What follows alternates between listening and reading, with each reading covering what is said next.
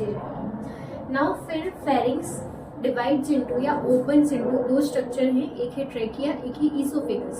सो हम ट्रेकिया को बोलते हैं विंड पाइप और ईसोफेगस को हम बोलते हैं फूड पाइप।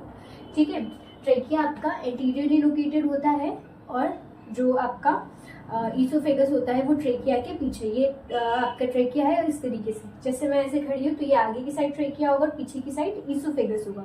ओके, तो ऊपर से आया फेरिंग्स एंड देन फिर open into trachea and oesophagus.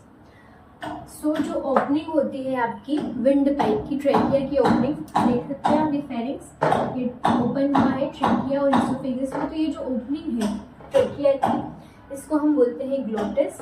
एक कार्टिलेजिनस फ्लैप होता है ग्लोटिस के ऊपर, इसको हम बोलते हैं एपिग्लोटिस, जो कि फूड की entry into the wind pipe और लंग्स ड्यूरिंग जब अपन स्वेलोइंग कर रहे हैं वो प्रिवेंट करता है। तो इस तरीके से खुला हुआ है, जब हम नॉर्मल इंस्पायर एक्सपायर कर रहे हैं तो ये खुला हुआ है।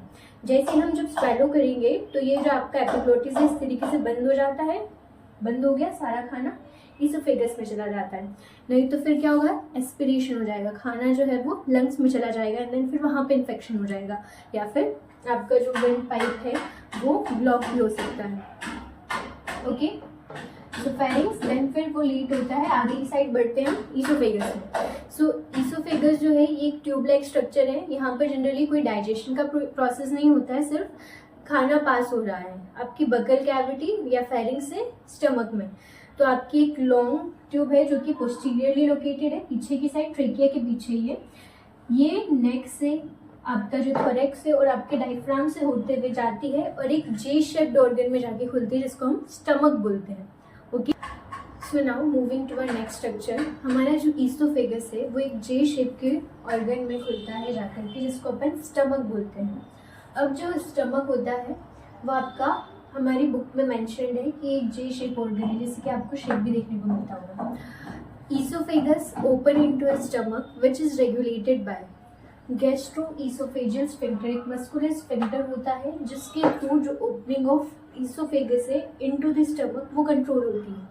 ठीक है, गैस्ट्रोईसोफेजियल स्फिंक्टर। ये स्फिंक्टर किस तरीके से किस लिए होता है कि जैसे आपका स्टमक है उसके अंदर HCl का प्रोडक्शन होता है जो कि फूड के डाइजेशन के लिए रिस्पॉन्सिबल होता है। तो जो आपका स्टमक के HCl है वो ऊपर न चला जाए ईसोफेगस में, ठीक है, वरना आपको बर्निंग फील होगी। तो ये जो स्फिंक्टर है ये काम करते हैं। बहुत से लोगों को ऐसा होता है कि जो स्फिंक्टर है उनके अंदर कोई दिक्कत आ गई है, जो है आपकी ये जो मस्कुलर स्फिंक्टर है ये वीक हो चुका है, तो उनके अंदर जो गैस्ट्रिक रिफ्लक्स की प्रोसेस अपन बोलते हैं